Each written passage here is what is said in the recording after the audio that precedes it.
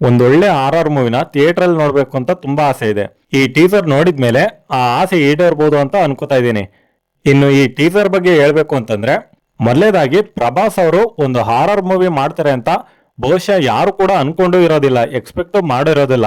ಬಾಹುಬಲಿ ಅಂತ ಒಂದು ದೊಡ್ಡ ಸಿನಿಮಾ ನಂತರ ಪ್ರಭಾಸ್ ಅವರು ಒಂದು ಫನ್ನಿ ಕ್ಯಾರೆಕ್ಟರ್ ಆಗಿ ಮಾಡ್ತಾ ಇರೋದು ಒಂದು ವಿಶೇಷತೆನೇ ಅನ್ಬೋದು. ಪ್ರಭಾಸ್ ಅವ್ರನ್ನ ಬರೀ ನಾವೊಂದು ಮಾಸ್ ಹೀರೋ ಆಗಿ ನೋಡಿದೀವಿ, ಬರೀ ಆಕ್ಷನ್ ಹೀರೋ ಆಗಿ ನೋಡಿದ್ದೀವಿ. ಆದ್ರೆ ಫಸ್ಟ್ ಟೈಮು ಒಂದು ಹಾರರ್ ಮೂವಿನಲ್ಲಿ ಒಂದು ಫನ್ನಿಯಾಗಿ ಒಂದು ಕಾಮಿಡಿ ಎಲಿಮೆಂಟ್ಸ್ ನ ಇಟ್ಕೊಂಡು ಪ್ರಭಾಸ್ ಅವರು ಆಕ್ಟ್ ಮಾಡಿದ್ದಾರೆ.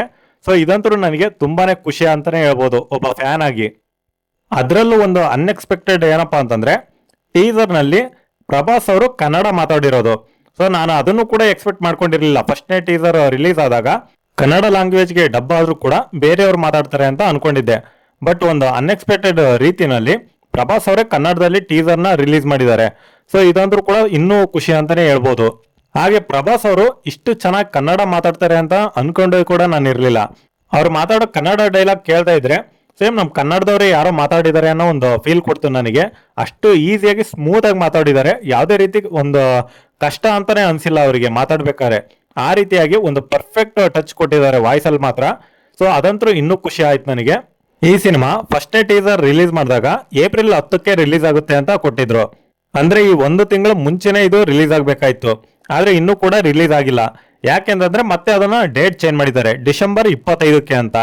ಪ್ರಭಾಸ್ ಅವರು ಆಲ್ರೆಡಿ ತುಂಬಾ ಸಿನಿಮಾಗಳಲ್ಲಿ ಬ್ಯುಸಿ ಇದ್ದಾರೆ, ಮೋಸ್ಟ್ಲಿ ಆ ಕಾರಣಕ್ಕೆ ಇರಬಹುದು ಈ ಶೆಡ್ಯೂಲ್ನು ಕೂಡ ಸ್ವಲ್ಪ ಲೇಟ್ ಆಗಿರೋ ಕಾಣ್ತಾ ಇದೆ.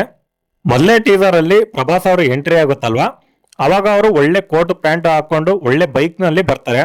ಬಂದಾಗ ಅಲ್ಲಿ ಹಿಂದ್ಗಡೆ ಲೈಬ್ರರಿ ಅಂತ ಕಾಣ್ತಾ ಇದೆ. ಮೋಸ್ಟ್ಲಿ ಅವರು ಯಾವುದೋ ಒಂದು ಬುಕ್ ನ ಓದೋದಿಕ್ಕೋಸ್ಕರ ಬಂದಿದ್ದಾರೆ ಅಂತ ಅನ್ಸುತ್ತೆ. ಮತ್ತೆ ಇಡೀ ಸಿನಿಮಾದಲ್ಲಿ ಶ್ರೀಮಂತನ ತರ ಕಾಣಿಸೋದಿಲ್ಲ, ಆದ್ರೆ ಈ ಸೀನಲ್ಲಿ ಮಾತ್ರ ಅವರು ಒಂದು ಒಳ್ಳೆ ರಿಚ್ ಪಾರ್ಟಿ ತರನೇ ನೋಡೋದಿಕ್ ಕಾಣಿಸ್ತಾರೆ. ಮೋಸ್ಟ್ಲಿ ನಿಧಿ ಇರೋ ಬುಕ್ ನ ಓದೋದಿಕ್ಕೋಸ್ಕರ ಬಂದಿರಬಹುದು. ಹಾಗೆ ಮನುಷ್ಯನಿಗೆ ಇದ್ದೇ ಇರುತ್ತಲ್ವಾ, ದುಡ್ಡು ಬರೋಕ್ಕೂ ಮುಂಚೆ ಒಳ್ಳೆ ಸ್ಟೈಲಿಶ್ ಆಗಿ ಹೆಂಗೂ ಬರ್ತಿದೆ ಅಂತ ಹೇಳಿ ಸ್ಟೈಲ್ ಮಾಡೋದು. ಸೊ ಆ ರೀತಿಯಾಗಿ ಬಂದಿರಬಹುದು ನಾನು ದೊಡ್ಡ ಶ್ರೀಮಂತ ಹಾಕಿನಿ ಅನ್ನೋ ಒಂದು ಆಸೆನಲ್ಲಿ. ಹಾಗೆ ಆ ನಿಧಿ ಹುಡ್ಕೊಂಡು ಒಂದು ಪಾಳು ಬಿದ್ದಿರೋ ಬಂಗ್ಲೆಗೆ ಹೋಗ್ತಾರೆ ಅಂತ ಅನ್ಸುತ್ತೆ. ಸೊ ಯಾಕೆ ಅಂತಂದ್ರೆ ಟೀಸರ್ ಅಲ್ಲಿ ಅವನು ಆ ದೆವ್ವ ಏನಿರುತ್ತಲ್ವಾ, ಈ ಸಂಪತ್ತೆಲ್ಲ ನಂದು ಅಂತಾನೆ ಹೇಳುತ್ತೆ. ಆ ಸಂಪತ್ತನ್ನ ಹುಡ್ಕೊಂಡು ಹೋಗಿ ಆ ದೆವ್ವದ ಕೈಯಲ್ಲಿ ತಗ್ಲಾಕೊಂಡು ಇವರು ಏನೇನೋ ಪಾಡ್ಗಳನ್ನ ಪಡ್ತಾರೆ ಅಂತಾನೆ ಅನ್ಸುತ್ತೆ. ಸೊ ಈ ಸಿನಿಮಾದಲ್ಲಿ ಅದನ್ನೇ ಒಂದು ಫನ್ನಿ ಆಗಿ ತೋರಿಸ್ತಾರೆ ಅಂತ ಅನ್ಕೊಂಡಿದೀನಿ ನಾನು. ಆ ದೆವ್ವ ಇವ್ರಿಗೆ ಕಾಡ್ಸೋ ರೀತಿ ಈ ಟೀಸರ್ ಅಲ್ಲಿ ಸೇಮ್ ಅದೇ ರೀತಿನಲ್ಲೇ ತೋರಿಸಿದ್ದಾರೆ. ಸೊ ಹಾಗಾಗಿ ನಾನು ಅದನ್ನೇ ಎಕ್ಸ್ಪೆಕ್ಟೇಷನ್ ಇಟ್ಕೊಂಡಿದ್ದೀನಿ, ತುಂಬಾ ಫನ್ನಿ ಆಗಿರ್ಬೋದು, ತುಂಬಾ ಕಾಮಿಡಿ ಆಗಿರ್ಬೋದು ಅಂತ. ಇತ್ತೀಚಿನ ಸಿನಿಮಾಗಳಲ್ಲಿ ಹಾರರ್ ಮೂವಿ ಅನ್ಕೊಂಡು ಥಿಯೇಟ್ರಿಗೆ ಹೋದ್ರೆ ಆ ಪೂರ್ತಿ ಮೂವಿನೇ ಕಾಮಿಡಿ ಪೀಸ್ ಆಗಿ ಮಾಡಿರ್ತಾರೆ. ಅಂದ್ರೆ ಅದರಲ್ಲಿ ಹಾರರ್ ಎಲಿಮೆಂಟ್ಸ್ ಏನು ಇರೋದಿಲ್ಲ, ಬರೀ ಒಂದು ದೆವ್ವನೇ ಒಂದು ಕಾಮಿಡಿ ಮಾಡ್ಬಿಟ್ಟಿರ್ತಾರೆ. ಆ ರೀತಿ ಆಗದೆ ಇರ್ಲಿ ಅಂತ ನಾನು ಎಕ್ಸ್ಪೆಕ್ಟೇಷನ್ ನ ಇಟ್ಕೊಂಡಿದ್ದೀನಿ.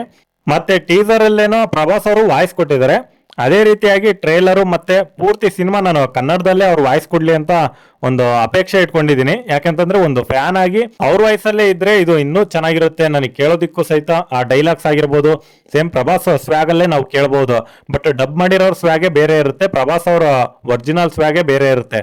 ಸೊ ಅದಕ್ಕೋಸ್ಕರ ಅವ್ರ ವಾಯ್ಸೇ ಇರಲಿ ಅಂತ ನಾನು ಎಕ್ಸ್ಪೆಕ್ಟ್ ಮಾಡ್ತಾ ಇದ್ದೀನಿ.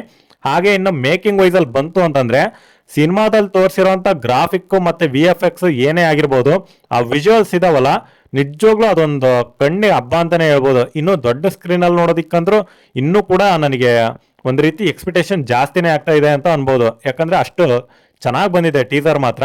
ಸೊ ಮತ್ತೆ ಇದ್ರಲ್ಲಿ ತೋರಿಸಿರೋಂಥ RR ಎಲಿಮೆಂಟ್ಸ್, ಆ RR ಸೀನ್ಸ್ ಏನಿರ್ತಾವಲ್ವಾ, ಅವು ಕೂಡ ಟೀಸರ್ಲಿ ಒಂದು ಚೆನ್ನಾಗೇ ವರ್ಕೌಟ್ ಆಗಿದ್ದಾವೆ. ಒಳ್ಳೆ RR ಇದನ್ ಕೊಡ್ಬೋದು ಅಂತ ಅನ್ಕೊಂಡಿದ್ದೀನಿ ನಾನು. ಹಾಗೆ ಇದು ಒಂದು 90s ಕತೆ ಮತ್ತೆ ಈಗಿನ ಟ್ರೆಂಡ್ ಇಂದ ಕತೆ ಅಂತ ಅನ್ಕೋತಾ ಇದ್ದೀನಿ. ಯಾಕಂದ್ರೆ ಆ ಬಂಗ್ಲೆ ನೋಡ್ತಾ ಇದ್ರೆ ಹಳೆ ಬೂತ್ ಬಂಗ್ಲೆ ತರ ಕಾಣ್ತಾ ಇದೆ, ಮತ್ತೆ ಆ ಪ್ರಭಾಸ ಈಗಿನ ಕಾಲದವ್ರ ತರನೇ ಕಾಣ್ತಾ ಇದಾರೆ. ಯಾವ್ದೋ ಹಳೆ ಬ್ರಿಟಿಷ್ ಕಾಲದ ಬಂಗ್ಲೆ ತರ ಕಾಣಿಸ್ತಾ ಇದೆ ನೋಡೋದಕ್ಕೆ. ಇನ್ನೊಂದು ಸಖತ್ತಾಗಿದೆ, ಸೆಟ್ ಮಾತ್ರ ಮಾತಾಡಂಗಿಲ್ಲ, ಅಷ್ಟು ಸಖತ್ತಾಗಿ ತೋರಿಸಿದ್ದಾರೆ. ಸೊ ಇನ್ನು ಪೂರ್ತಿ ಸಿನಿಮಾದಲ್ಲಿ ಯಾವ್ಯಾವ ರೀತಿ ಇರ್ಬೋದು ಅಂತ ಇನ್ನೂ ಕೂಡ ಕುತೂಹಲ ಜಾಸ್ತಿನೇ ಆಗ್ತಾ ಇದೆ ನನಗೆ. ಸೊ ಈಗ ಇನ್ನ ಕೊನೆಯದಾಗಿ ಹೇಳ್ಬೇಕು ಅಂತಂದ್ರೆ, ಪ್ರಭಾಸ್ ಅವರ ಲಾಸ್ಟ್ ಒಂದು ಕಾಮಿಡಿ ಡೈಲಾಗ್ ಇದೆ ಅಲ್ವಾ, ಆ ಟೈಮಿಂಗ್ ಅಂತೂ ಸಖತ್ತಾಗಿ ವರ್ಕೌಟ್ ಆಗಿದೆ.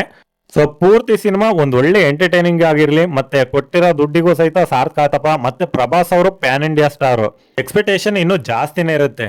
ಪ್ರಭಾಸ್ ಅವ್ರನ್ನ ಚೆನ್ನಾಗಿ ಉಪಯೋಗಿಸ್ಕೊಳ್ಳಿ, ಬರೀ ದುಡ್ಡು ನೋಡ್ದೆ ಅಂತ ನಾನು ಎಕ್ಸ್ಪೆಕ್ಟ್ ಮಾಡ್ತಾ ಇದ್ದೀನಿ. ಸೊ ಒಂದ್ ಒಳ್ಳೆ ಸಿನಿಮಾ ಕೊಡ್ಲಿ ಅಂತಾನು ಕೂಡ ಹೇಳ್ತಾ ಇದ್ದೀನಿ. ಈ ಸಿನಿಮಾ ನೋಡಕ್ಕೆ ಇನ್ನೂ ಒಂದು 6 ತಿಂಗಳು ಕಾಯಲೇಬೇಕು ನಾವು ಇದನ್ನ.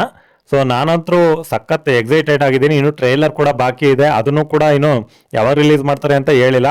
ಮ್ಯೂಸಿಕ್ ಎಸ್ ತಮನ್ ಅವರು ಒಂದು ಒಳ್ಳೆ ಮ್ಯೂಸಿಕ್ನೇ ಕೊಟ್ಟಿರ್ತಾರೆ. ಯಾಕೆಂತಂದ್ರೆ ಅವರು ಒಂದು ಟಾಪ್ ಮ್ಯೂಸಿಕ್ ಡೈರೆಕ್ಟರ್ ಕೂಡ ಹೌದು.